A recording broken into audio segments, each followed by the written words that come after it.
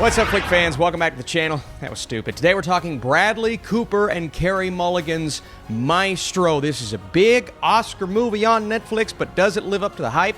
Let's do it. This love story chronicles the lifelong relationship between Felicia Bernstein and Leonard Bernstein, the famous conductor-composer. This film is rated R for language and drug use, directed by Bradley Cooper, starring Bradley Cooper and Carey Mulligan. I love the fact that he gave her first billing.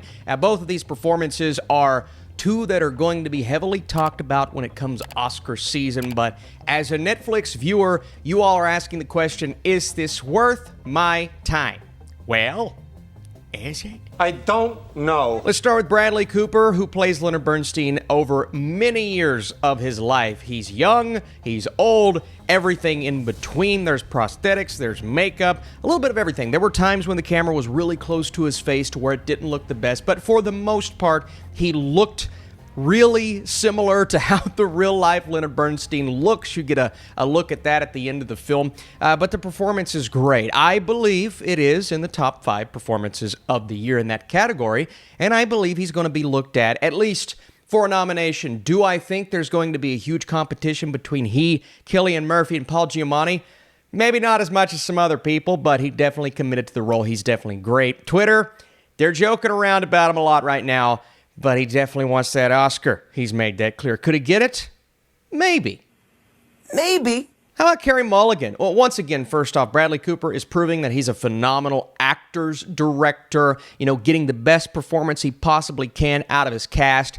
But Carey Mulligan, she doesn't really need that. She's good enough on her own. Every time she is in a scene in this film, I felt that emotion. I felt the connection to her more than I did feeling the connection between the two, and more than I did feeling a connection to their relationship. Is that me saying she gives a better performance than Cooper? Not necessarily, but the movie makes a very distinct choice to make this about their romance, about their relationship, the secrets that Bernstein is hiding in the background, even though those secrets, they're hit upon, they skim it a little bit, but it's not really focused on all that much. So that makes exploring their relationship a bit more surface level, because there's a lot left on the table within that, which is the focus of the movie, but there's also so much that I wanted to see beyond this romance, specifically Bradley Cooper in makeup as this real-life character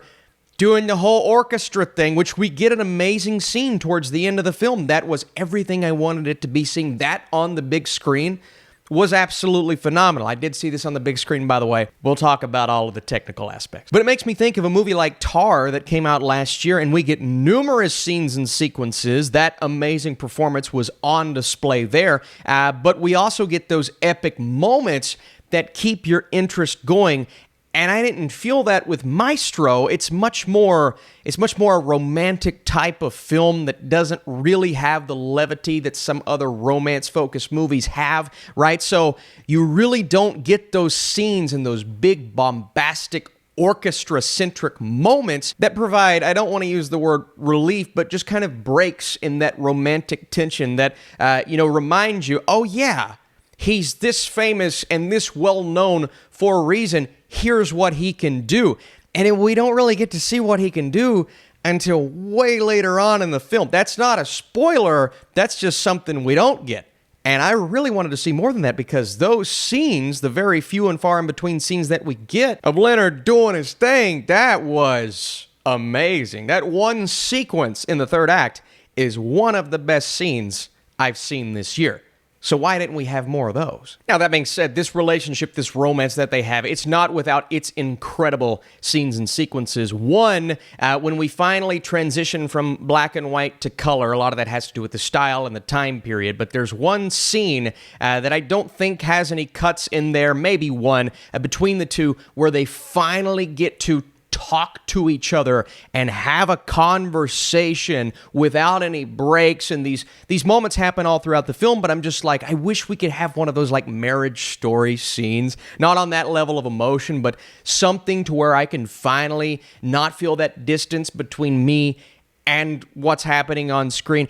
And that was it. We got it. And it feels like all the things that I loved about this movie happened in the latter half, in the second half of the film, because we finally get that emotional resonance. We finally get to see what he can do best. And when all of this was happening, the movie really started to pick up for me. And I'm like, yeah, this is what I wanted from the rest of the film. Maybe the movie could have been shorter.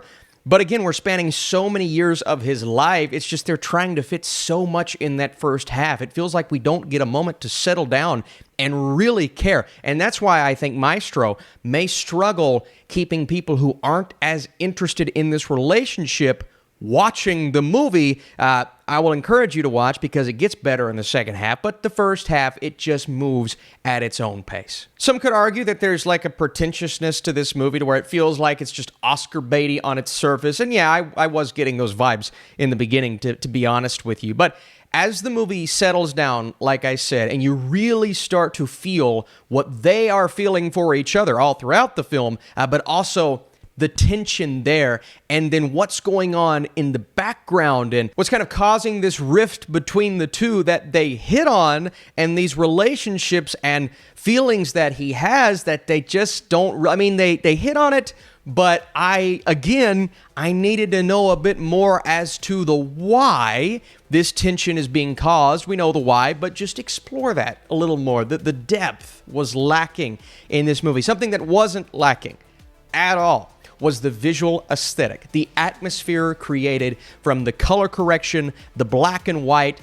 making it feel so timely no matter what time period we were actually in. When we finally get that pop of color, I love the fact that the shadows were enhanced in a way that made it, it just made it feel like no other movie that I've watched this year in terms of color grading. That was really cool. And again, what keeps this from truly being a fantastic film, because I believe there's one in there, is the fact that I just didn't fully feel that connection with these real-life characters. So it's a film that I liked. I enjoyed watching because of the quality of it all, but it's not necessarily one I'll ever revisit or am interested to revisit in the near future. Before I give you my score, best Bradley Cooper performance, and which movie did you like better under his direction, A Star is Born or Maestro? My answer is A Star is Born. Maestro is a visually stunning biopic that allows our leads to showcase some phenomenal chemistry. Cooper is excellent and Mulligan is a scene stealer. Unfortunately, the film has an identity crisis that keeps it from reaching its full potential.